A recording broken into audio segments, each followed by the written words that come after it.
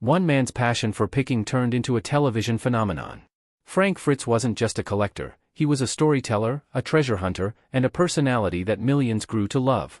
But behind the laughter and the antiques, there was a deeper story, one filled with triumphs, struggles, and an unexpected final chapter.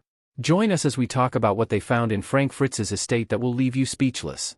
A collector from the start, the shocking news of Frank Fritz's death left fans and collectors stunned. His journey from a small-town kid with a love for collecting to a well-known television personality was one filled with passion, determination, and unexpected twists. But to truly understand his story, we have to go back to where it all began, his early life. Frank Fritz was born on October 11, 1963, in Davenport, Iowa. From a young age, he had a fascination with objects that told a story. While most kids were busy with toys or sports, Frank was already on the hunt for hidden treasures. He collected just about anything he could get his hands on: coins, stamps, beer cans, and even old razor blades. Where other people saw junk, he saw history. Imagine being a kid and walking into an antique shop filled with dusty shelves, old clocks ticking, and faded photographs staring back at you. That was the world Frank fell in love with. He wasn't just interested in owning things, he wanted to know their past. Who used this old pocket watch? Where had this rusty sign once hung? These were the kinds of questions that filled his mind. As Frank grew older, his interests expanded. He moved on from small collectibles to bigger treasures, motorcycles, dirt bikes, and rare memorabilia. He spent hours at flea markets and garage sales, always searching for the next great find. Some people might have thought he was just a kid with a strange hobby, but to Frank, it was something much bigger. It was a passion, a way of life. But here's the twist: he didn't jump straight into the world of antiques as a career. After high school, life took him in a completely different direction. For nearly 25 years, Frank worked as a fire inspector in Iowa. It was a serious job, one that required attention to detail and a commitment to public safety. While he was busy making sure buildings were up to code, his love for collecting never faded. And in a way, his job actually fueled his passion. As a fire inspector, Frank got to visit old buildings, firehouses, and warehouses, all filled with forgotten treasures. He started collecting firehouse memorabilia, helmets, extinguishers, antique fire alarms, anything that connected to history. Little did he know, this side hobby would eventually change his life. At some point, Frank realized something important: his collectibles weren't just personal treasures, they had real value. He started buying and selling items, turning his passion into a profitable side business. What if he could do this full-time? What if he could spend his days searching for forgotten relics and bringing them back to life? It wasn't an easy decision to leave behind a stable career, but Frank took the risk. He opened his own antique shop, Frank's Finds, where he focused on selling firemen's equipment and other unique trinkets. It was a small step, but it set the stage for something much bigger: the rise of a picker's journey. Frank may have become the most famous person in the world of picking, but his story wasn't just about antiques. It was about passion, friendship, and ultimately, a painful falling out. He was the guy with the scruffy beard, the mischievous grin, and a knack for finding hidden treasures in dusty barns and forgotten garages. His charm, humor, and expertise made him a fan favorite. But behind the scenes, things weren't always as smooth as they seemed. Long before American Pickers became a reality TV phenomenon, Frank Fritz was just another guy with a love for collecting. But he wasn't alone. His co-star, Mike Wolfe, shared the same passion. The two first crossed paths in middle school in LeClaire, Iowa. Did they immediately hit it off? Not really. They weren't exactly best friends growing up. But as time went on, their shared love for finding and collecting rare items brought them together. Mike was the one with the big dreams.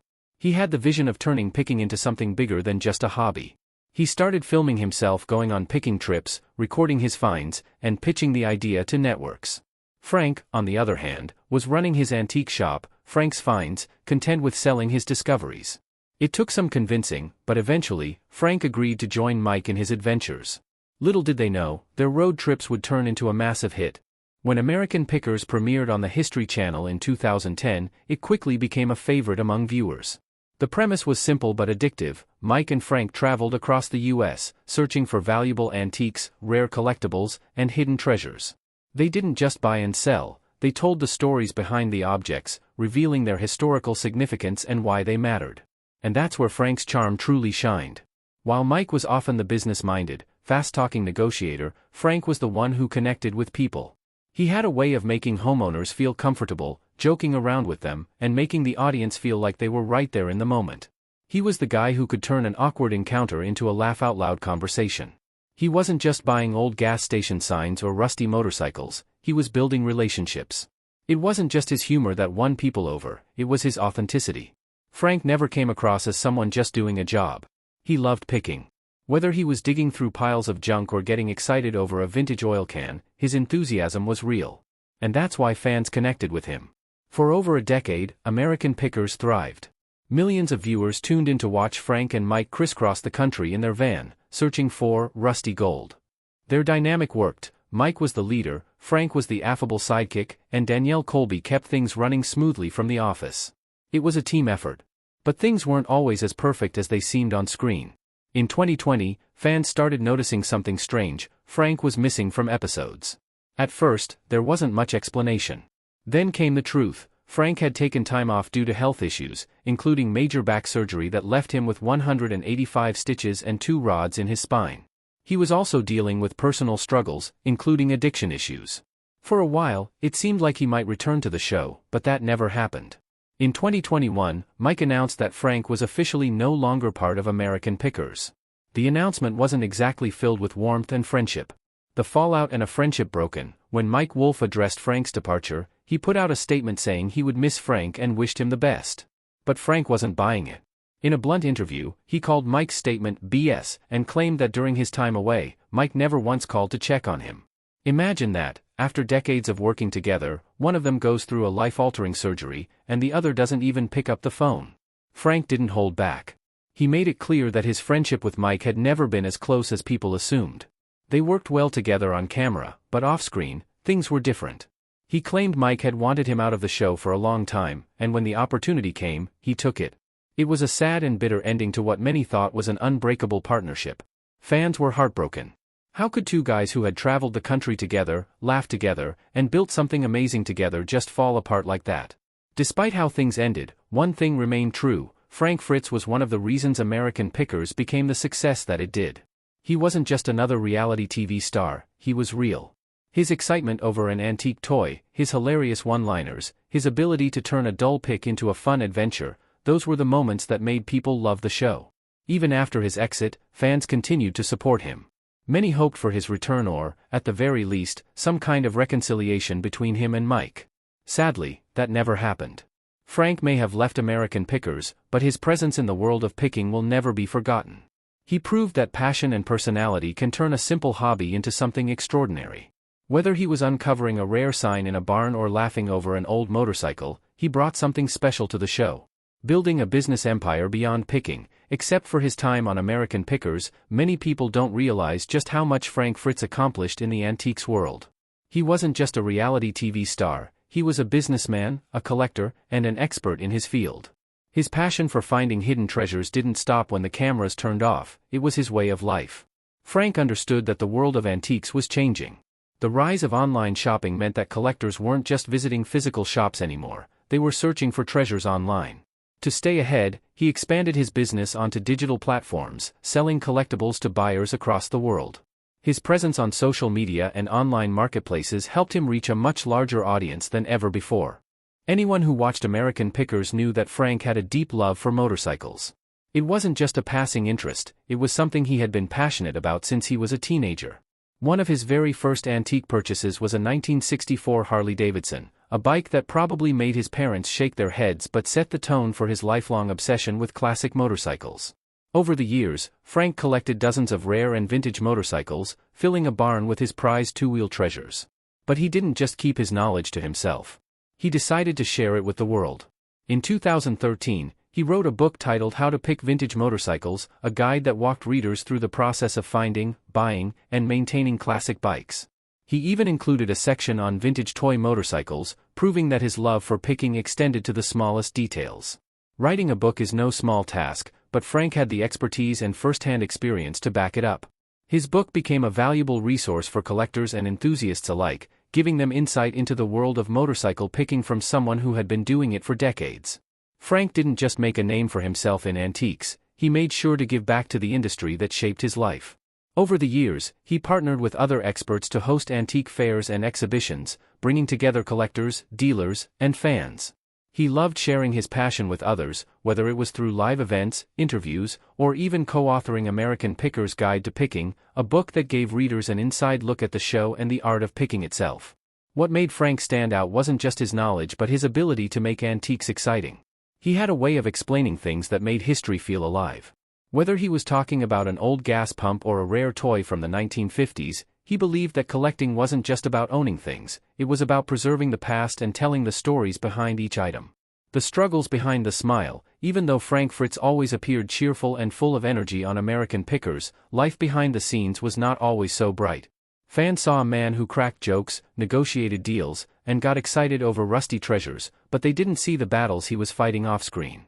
Like many celebrities, Frank kept much of his personal life private. But as time went on, some struggles became too big to hide. For years, fans noticed Frank's weight fluctuating. Some assumed it was just part of aging, while others worried something was wrong. Eventually, he revealed the truth: he had been living with Crohn's disease, a chronic illness that affects the digestive tract.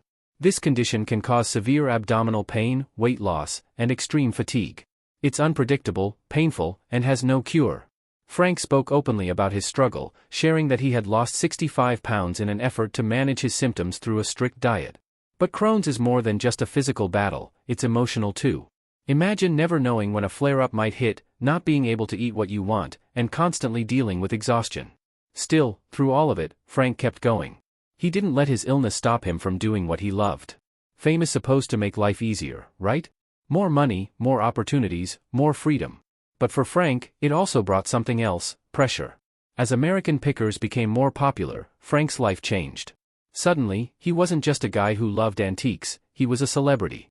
Everywhere he went, people recognized him, watched his every move, and expected him to be the funny, charismatic picker they saw on TV.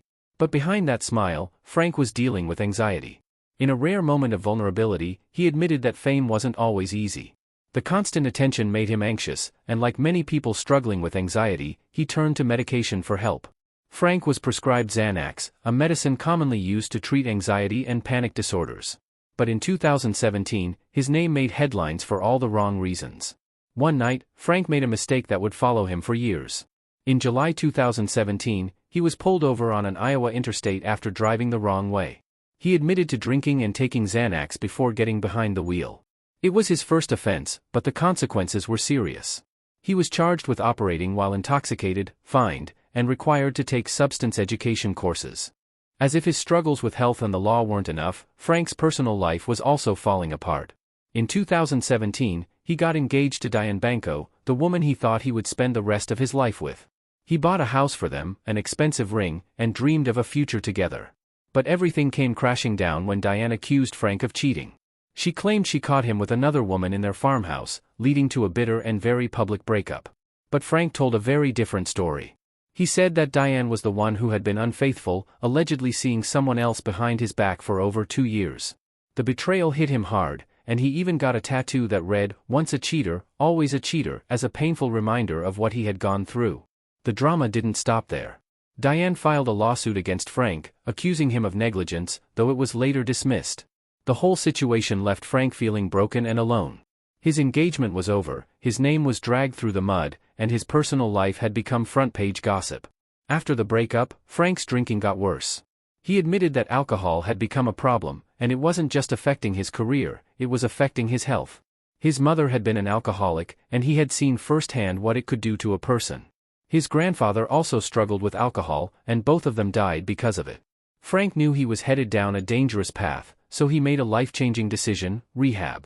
He checked himself into a 77-day treatment program in Iowa, determined to turn his life around. He later admitted that he didn't even like drinking anymore, he just wanted to break the cycle and get healthy. The final journey of Frank Fritz. In July 2022, Frank suffered a massive stroke at his home in Davenport, Iowa. He was found unresponsive and rushed to the hospital. For weeks, fans held their breath, hoping he would pull through. After nearly a month in the hospital, doctors transferred him to a rehabilitation center, where he began the slow and painful process of recovery. But this wasn't just any medical setback. A stroke can change everything in an instant. It can steal your ability to walk, to talk, even to think clearly. And for Frank, who had already faced a lifetime of battles, from Crohn's disease to addiction, this was yet another mountain to climb.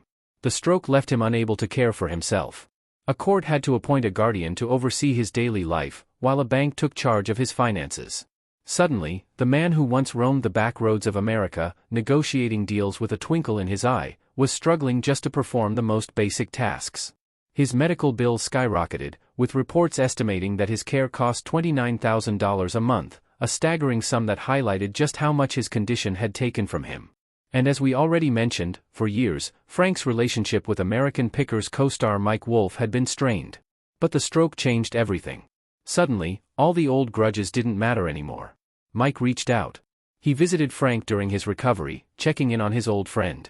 He didn't just see Frank as the co-star he had once worked alongside, he saw him as the person who had been by his side for decades, through thick and thin.